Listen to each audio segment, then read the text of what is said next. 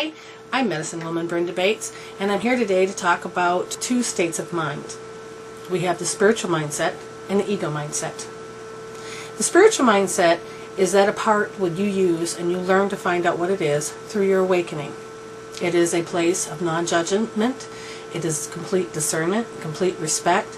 So if you were to look at your neighbor and your neighbor is doing something you wouldn't do, you would say, there's one way to do it, because it is perception, something that you chose not to take part in, but you also respect that it was developed. Maybe you wish you wouldn't have had it developed, but the point is you didn't choose this for your path, they did. And it's something that is the potential of everything. I have learned that I have a true identity and I have a false identity. We live in a world of polarity. And it's very important to understand that when you're here, living in this form, you have to follow the laws of the universe. And we'll talk about all those things later. But right now, let's focus on what do we perceive. Perception is a wonderful definition and a tool to help in your spirituality. I would explain more about perception later, and it needs a different segment all by itself. But as a child, you come into this world, and one of the things you do is you reach out and find something that completes you. Why did you choose this object, not that or that or that, this object? So you find something that completes you. And this is fine until all of a sudden the thing that completed you ended up being somebody else's. And so then that gets to be taken away. As that occurs, what are you going to do? Most children will have a tantrum because it is like change, it is death, it is loss. They don't know they're not going to get it back, or they don't know that they are going to get it back.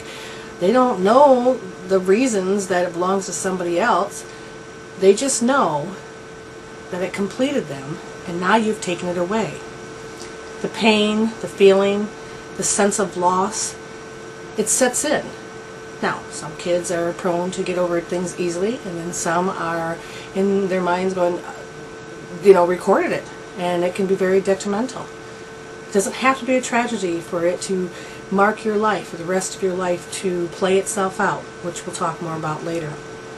But as far as identity, what you associate with and you have a relationship with, meaning, I like that, it's important to me, something that triggers your sensory system, whether you don't like it or you like it, it's part of your identity, because you can use it to explain yourself. You can use it in your story.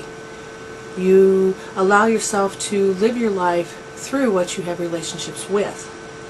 But when it comes to identity, you're not your house, you're not your kids, you're not your husband, you're not your roles or your functions that you have and you choose in this life. They are not the have-tos, which we'll explain later, but they are choices, and we forget that we have a choice. Our number one thing that we can do is choose. And most people get so stuck inside the story, so deep into it, they believe there is no way out. Well, there is. There's many ways out. And there are things that we can do that can help you in an instant, instead of waiting years or never to resolve it. This whole path from this point on, leading up to 2012 and beyond, is about resolving to evolve. It's important to understand that we are no longer here just to deal with life, we're here to heal life. We've experienced all that we needed to in the shadow.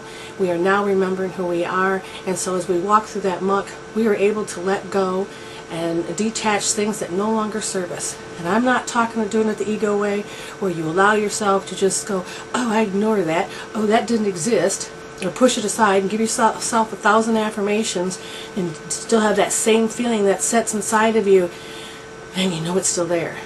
So we use tests, we use scales, and if you put your story on a scale from 0 to 10, 10 mean, oh yeah, I totally believe it, then you're still hooked.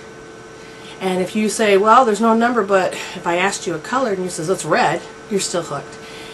You take 2 pictures with your eyes, 2 pictures with your nose, 2 pictures with your feelings, 2 pictures with your ears. You take 2 pictures with your sensory system, 2 pictures with your right brain and your left brain. You take pictures with everything. So when you think you have just recorded one perception to this one experience, you haven't. You experience so much more. And sometimes one sensory system is hooked more than the other. And there are ways that are easy and simple that you get to choose and say, wait a minute, I don't have to be hooked into that. And you can literally learn how to feel it, sense it, and pull it out. You can detach it. This is a fun journey.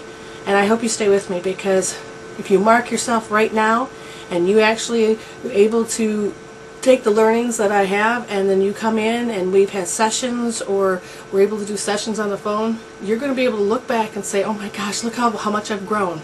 Because that's part of your achievement, is seeing how much you allow yourself to live. Allow yourself to let go of things that no longer serve you. It's getting back to that true spirituality, which is your spirit, which is who you are, which is God. You have your true spirituality, and you are spirit, and you just have a soul that records, but you are spirit. So, stay blessed.